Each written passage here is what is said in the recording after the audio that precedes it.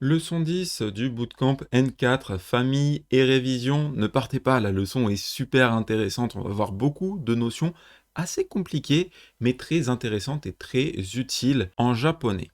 À commencer par cette phrase. Kino wa hayaku okita kedo, osoku neta kara nemui. Concernant hier, hayaku, cela veut dire tôt. On va y revenir. Okita, je me suis réveillé, je me suis levé. Kedo, kedo, je vous rappelle, c'est pour dire mais. Osoku, cela veut dire tard. Neta, je me suis couché. Kara, kara, c'est parce que. C'est une justification, une raison. Nemui, je suis somnolent ou j'ai sommeil directement. Hier, je me suis levé tôt, mais je me suis couché tard, donc j'ai sommeil.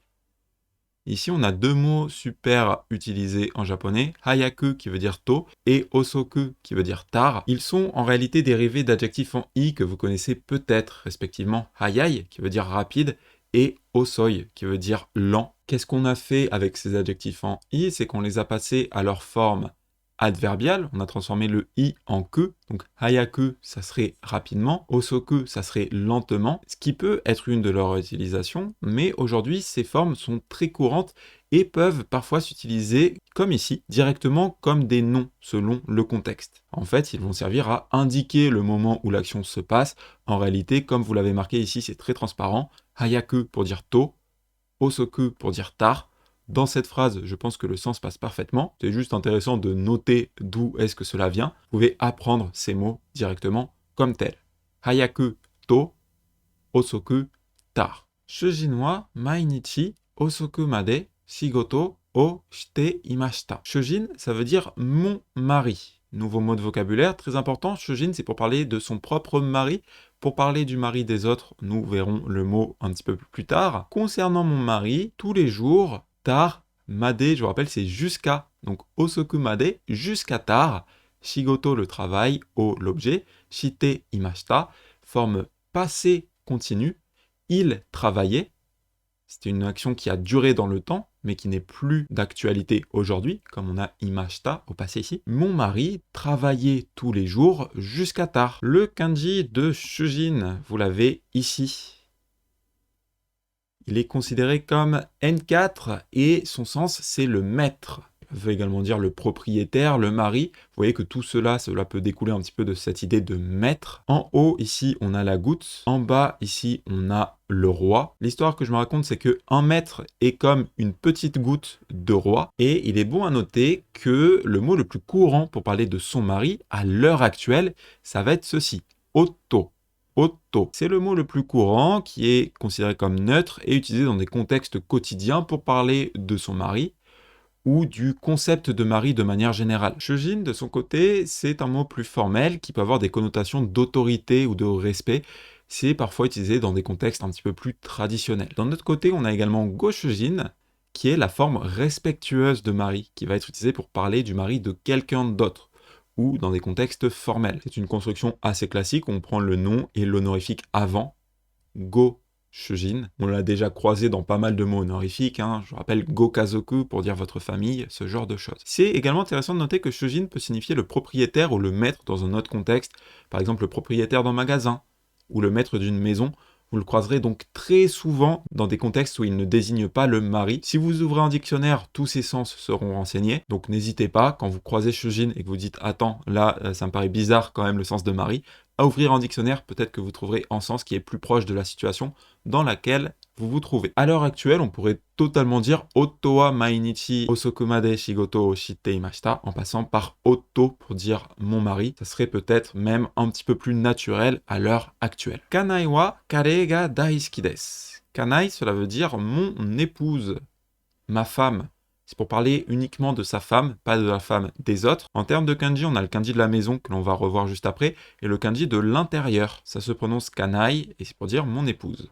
Et daisuki, ça veut dire adorable, que l'on traduit, nous, généralement, directement par aimer, voire adorer. En fait, c'est ski, avec le dai qui veut dire grand, donc aimer beaucoup, adorer. Littéralement, concernant ma femme, le curry est adorable, ce que l'on traduit, nous, de manière beaucoup plus naturelle, par « ma femme adore le curry ». Le kanji de la maison.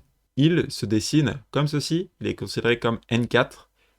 Très utilisé, il est bon à connaître. Au-dessus, on a l'élément du toit avec une cheminée. Et puis en bas, on a l'élément du cochon. Ça peut faire un petit peu peur ce dessin parce qu'il y a beaucoup de traits. Je vous invite à l'apprendre en fait en le dessinant à la main. Il est très utilisé comme élément. Pour retenir la maison, une histoire qu'on peut se raconter, c'est penser à l'histoire des 3 petits cochons. Il y avait une maison en paille, une autre en bois et une troisième en briques, chacune occupée par un cochon. Donc naturellement, il y avait en fait un toit avec une cheminée, parce que c'est une histoire qui se passe dans un conte. Donc voilà, imaginez vraiment des maisons traditionnelles avec les cheminées. Et on peut donc se dire, un toit avec une cheminée au-dessus d'un cochon signifie une maison, qui est l'élément central de l'histoire. Bon à noter que le mot le plus courant pour parler de sa femme à l'heure actuelle, ça va être tsuma, qui va être un petit peu le pendant de oto, c'est-à-dire que c'est neutre et c'est directement utilisé pour parler de son épouse ou des épouses de manière générale. Là où kanai, ça va être plus formel, respectueux et traditionnel. C'est souvent utilisé par les hommes pour parler de leur propre femme de manière plus humble ou respectueuse. L'image que vous pouvez avoir, c'est que shujin et kanai,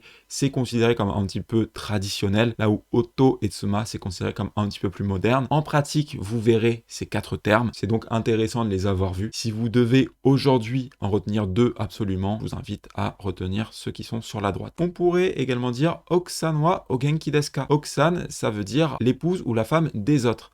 Ça va être très utilisé pour dire votre femme. Tout à l'heure, on avait vu Goshujin, ça va être un mot très utilisé pour dire votre mari. Oksan, c'est un mot très utilisé pour dire votre femme. C'est très certainement le mot le plus utilisé d'ailleurs pour dire votre femme. O genki desu ka, c'est une manière plus polie de dire genki desu ka tout simplement, qui veut dire est-ce qu'elle va bien? Ça, vous le verrez très souvent au Genki desu ka, je vous le donne, très pratique. Oksan wa o genki desu ka, votre femme est-elle en forme? Et ici, la version du coup opposée, où on demanderait pour le mari, ça nous donnerait Goshujin wa o genki desu ka, votre mari est-il en forme? Écoutez cet audio. 家に帰ったらすぐ宿題をやります。家に帰ったらすぐ宿題をやります。 Ie, c'est donc la maison. Kaetara, c'est kaeru, rentrer. Puis on a tara, le conditionnel en tara, qui nous indique vraiment en ordre chronologique. Pourriez-nous ici le traduire par quand je serai rentré à la maison. Quand je serai rentré à la maison, sugu, ça veut dire directement. Petit rappel, sugu, directement. Shukodai, les devoirs. O yarimasu, c'est en fait le verbe yaru, qui veut dire faire. Alors c'est plus oral et décontracté que cele, mais ça s'entend beaucoup en japonais parlé. Le verbe yaru peut être intimidant parce qu'il est très utilisé en japonais. Ici, j'ai ouvert un dictionnaire japonais et il a 17 entrées dans le dictionnaire. Vous voyez qu'il a beaucoup de fonctions.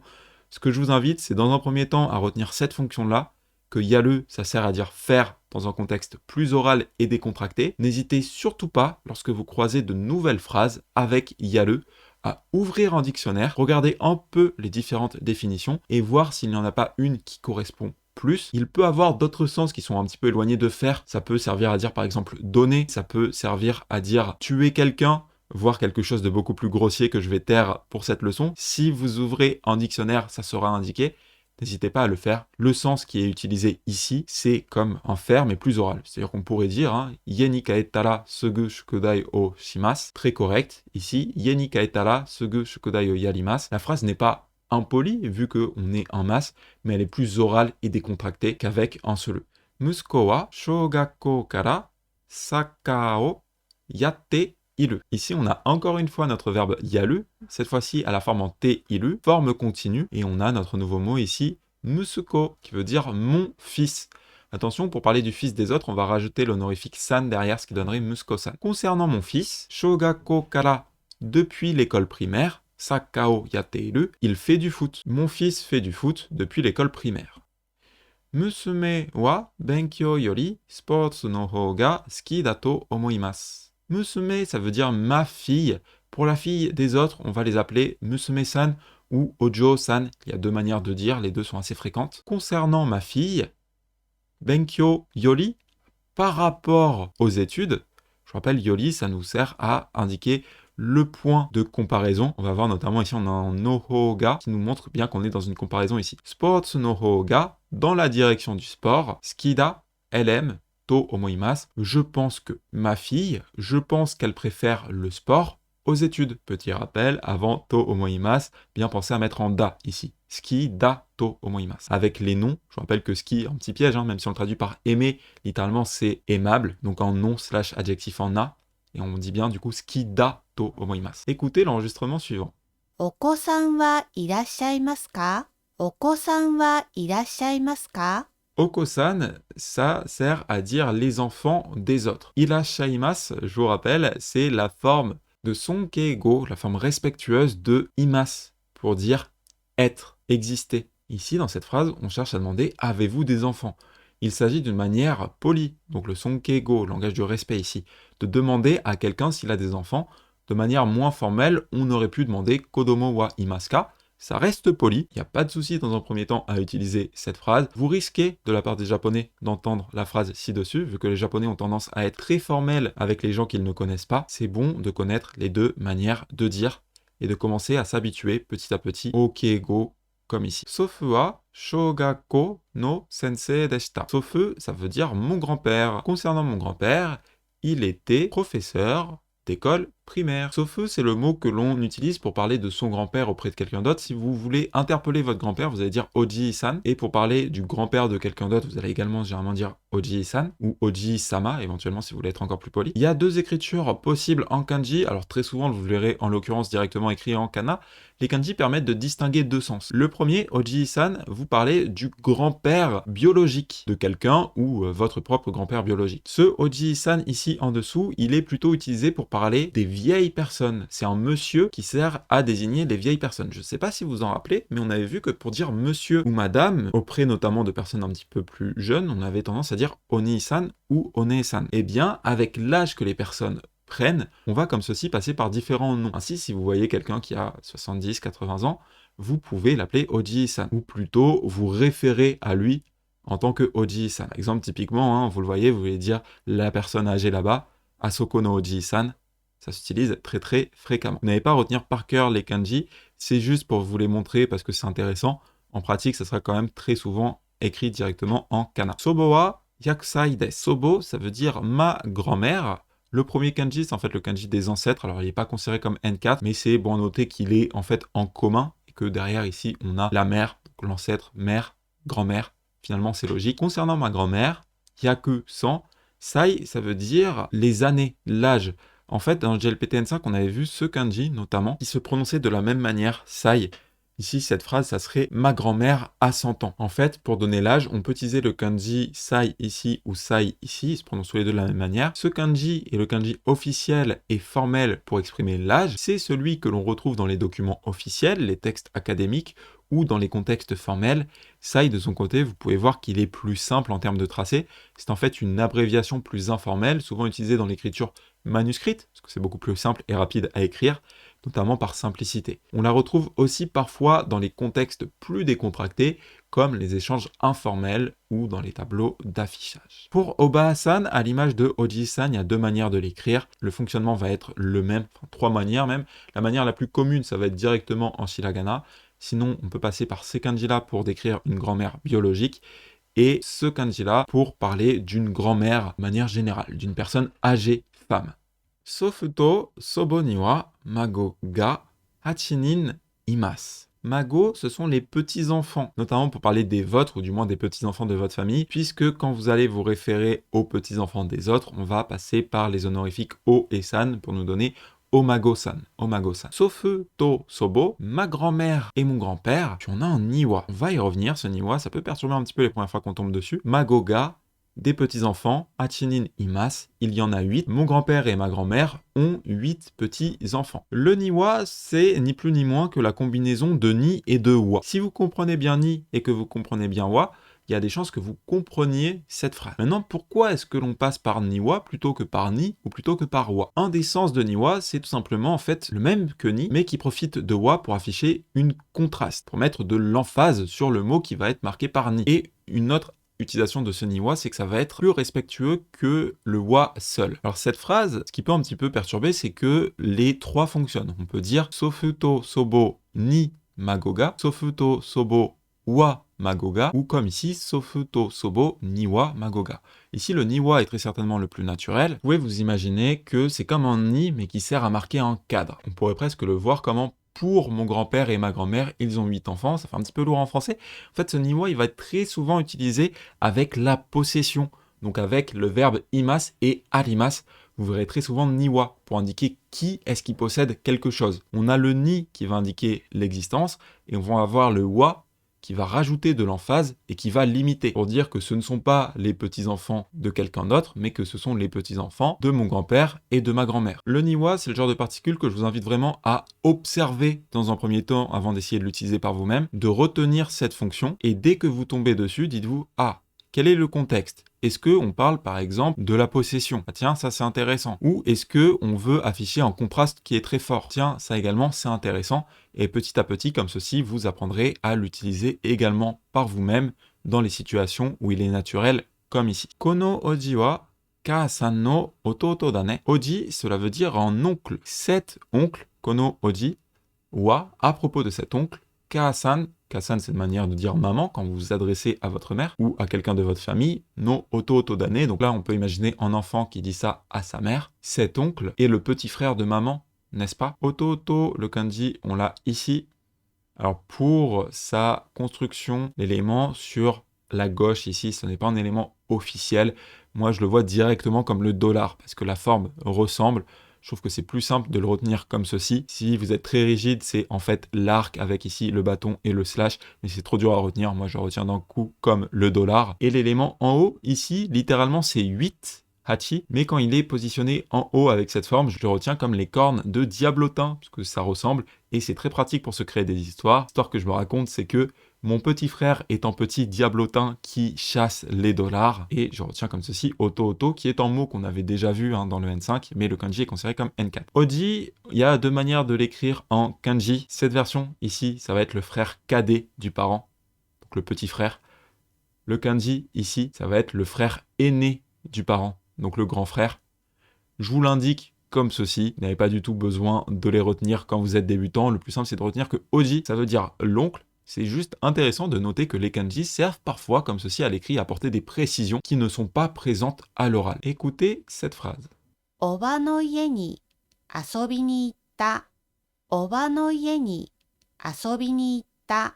Oba, ça va être la tante. On a vu l'oncle, on voit donc la tante. On a no yeni dans la maison de ma tante ou chez ma tante directement.